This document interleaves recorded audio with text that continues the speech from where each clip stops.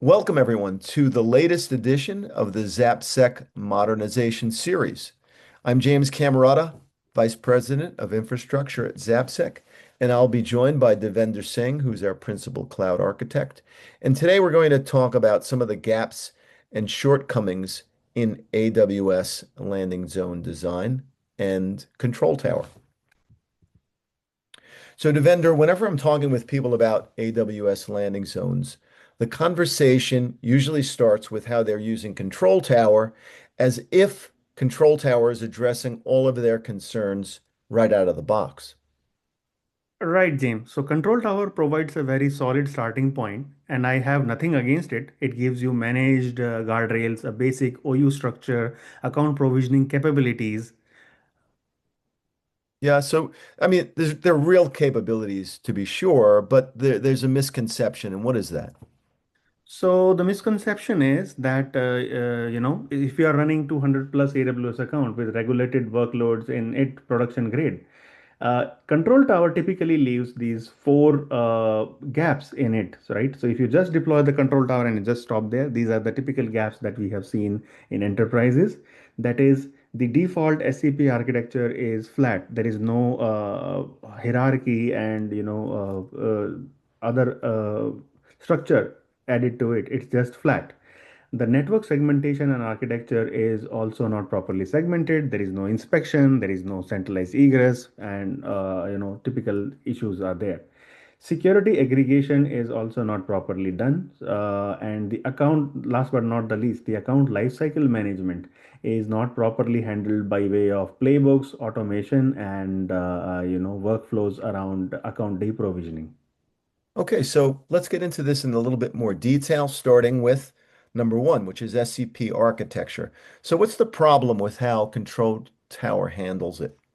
So, as I mentioned, right, so control tower by default, it creates a very flat SCP structure, meaning that, or these SCP policies are applied at the root OU, and then everything under it basically, has to adhere to those SCP policies. Now, typically, what we have seen in customer environments that this is not the real world scenario that customers would want. They would want a set of exceptions. They would want different set of policies governing different kind of workloads, and they would also want a specific kind of policies that would be applicable all through the organization, irrespective of the type of workload that is running inside it. Yeah. So So I know that there's a three-tiered model that works. So why don't you take us through that model? So, James, that three-tier model is just like the three layers of a cake, right? So the tier one, which is the base tier and which governs and everything at the root level, it basically denies. It's a universal deny that nobody can override and nobody should override. And typically, it contains a set of policies that are relevant for the AWS organization itself to work properly and have the security baselines enabled on it. So what do I mean by that? What I mean by that is that the permissions that nobody should be able, account should not be able to leave the organization. The default CloudTrail policies should not be disabled. The account and the audit access should always be enabled. The centralized security and monitoring should never be disabled by any actor. These are the kind of policies that we typically applied at tier one level, right? When we come to tier 2 level, which is more of workload specific uh, policies, right? This is where we applied policies for the workload accounts, be it production account or be it non-production account. These are restrictive controls, right? Wherein we apply that the unapproved regions should not be available for deployment of infrastructure. IAM users should not be provisioned at an account level. It should always be either service accounts or your AWS roles. Unencrypted resources should not be there. Some things like that, right? While on the other hand, you need flexibility in terms of testing out new features or testing out or building out new infrastructure. So this is where the sandbox OU comes into place, and we want a little bit relaxed kind of SCP policies on top of it. But we also want to make sure that those relaxed policies are not resulting in cost spirals, right? Cost should not go out of control. Neither should these experimentation based workloads should be able to have access into the core networking and have access to the centralized networking prod non-prod ecosystem. So basically they should be isolated from a networking perspective. Mhm. And we also know that the exceptions are part and parcel of the life, right? There are exceptions that need to be provided. So in case an exception has to be provided, it should be properly documented. It should be time bound, right?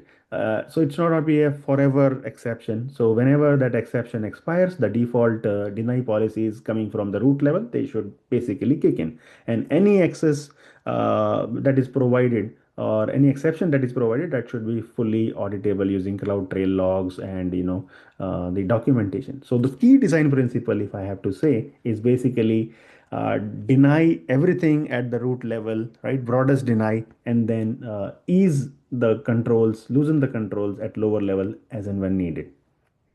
These are great insights. Thank you for that. So let's go on to gap two, which is networking. And I know this is one that really gets you most fired up. Yeah, so if I have to define the problem here, what we have seen in typical scenarios is that the hub and spoke network is basically the one that comes with AWS Control Tower is flat in nature, right? So it doesn't have any security inspection in it. It doesn't have any uh, network segmentation in it. So everything is able to talk to everything else in the stack. It has full connectivity across the board. So any threat that is available in VPC A can have propagation path to any other VPC on-prem everywhere in this networking stack. So tell us more about why this inspection VPC matters so much. So, without inspection, if you see, there is no visibility into east to west, north south traffic. So, in case a breach happens, right, the lateral movement between VPCs is entirely a blind spot, right? But with inspection, what you get is there is inter VPC communication that is logged, inspected, policy enforced, be it your north to south traffic inspection for internet connectivity, be it your east to west connectivity, be it your prod to shared services access. Everything is inspected by the firewall. And in case of a hybrid networking, also the traffic goes through the firewall and is properly inspected. So, long story short, if I have to tell you, is that the default paths that should not even be allowed should be blocked at the transit gateway routing level itself so that it doesn't make its way to the firewall itself, right? So that segmentation has to be done at the transit gateway or at the cloud WAN level, whichever the organization is using. So the key design principle here is that any VPC to VPC traffic or any VPC to on-prem hybrid traffic should pass through a centralized network firewall. And this firewall could be an AWS firewall, a basic one, or it could be a Fortinet, Palo Alto based third-party based firewall. Excellent. That's important advice. So let's get to gap three, which is security aggregation. And this is one where I hear a lot of false confidence from leadership. And they'll say things like, we have guard duty and security hub, so we're covered. Yeah. So, right, James, there is a meaningful difference between basic integration of centralized security operation. Cloud Ops means a dedicated security account that contains your guard duty, security hub, your access analyzer, where the findings from all the accounts of the organization are centralized and not just in a passive way, but, managing those configurations directly, suppressing the rules, initiating a custom workflow whenever the threat is detected, right? So you need security hub, custom insights, and that correlate findings across services and flag patterns. Along with it, you need a conformance pack, AWS conformance pack that is as per your industry, which is as per your compliance requirements, and not just a basic one, right? Yeah. Yeah, that's an important distinction. And also, what about the logging architecture? So this is where typically customers do a mistake. That is, they start logging everything, and those logs are not even properly tiered and stored in hot and cold storage, right? So what we suggest is keeping the things in the hot storage for 90 days, and anything that you need beyond that for just compliance perspective, move it to cheaper tiers like Glacier, S3 and all that, using lifecycle policies and automation, right?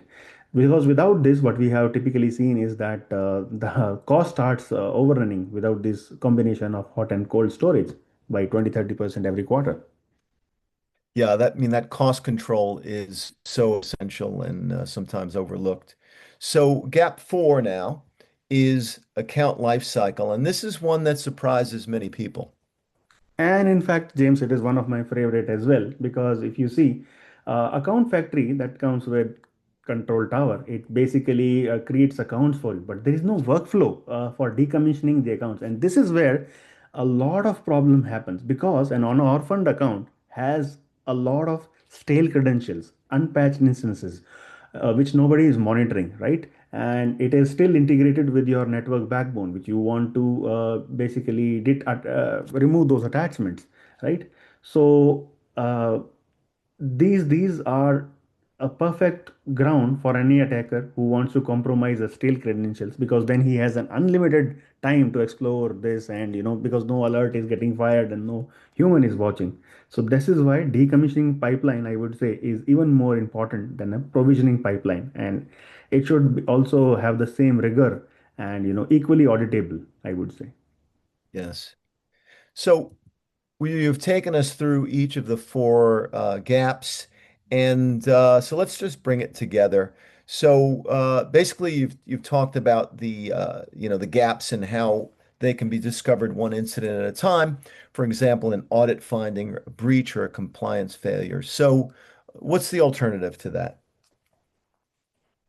I would say plan for all the four from day one: layered SCP architectures, production grade networking, inspection, centralized security operations, and automated lifecycle management of the accounts. Because it's easy to do it on a greenfield environment than to do it on a brownfield environment with 300 AWS accounts. Yeah, yeah, that makes sense. And so, I think really the best time to architect your landing zone properly was when you created the organization. And the second best time is right now. And the worst mistake that can happen is to try to do something after a breach that would make it urgent. You can't wait for Right. that moment. So, I think what we've done here at ZapSec is to take those well-architected best practices and create to enable the creation of landing zones and turn it into a digital foundation, which is optimized, secure, and to build these cloud-native platforms. So we called it Landing Zone 360, and it delivers that full architecture across those areas we've talked about. Has SCP governance, hub spoke networking, security aggregation, and full account lifecycle. And, we do this quickly. It's measured in weeks, not quarters. And I think really the takeaway is that Control Tower is the foundation. It's not the building. Enterprises build a building on top of that foundation. And with that, I'd like to thank everyone for watching this edition of our modernization series. ZapSec helps companies modernize their infrastructure in ways that maximize their ROI and achieve the security they're looking for. We do this every day for our clients. If any of this sounds familiar, please contact us. We'd love to have a conversation about how this type of transformation can be brought to your organization. Our emails and our contact information is available here and on the front page. Thank you.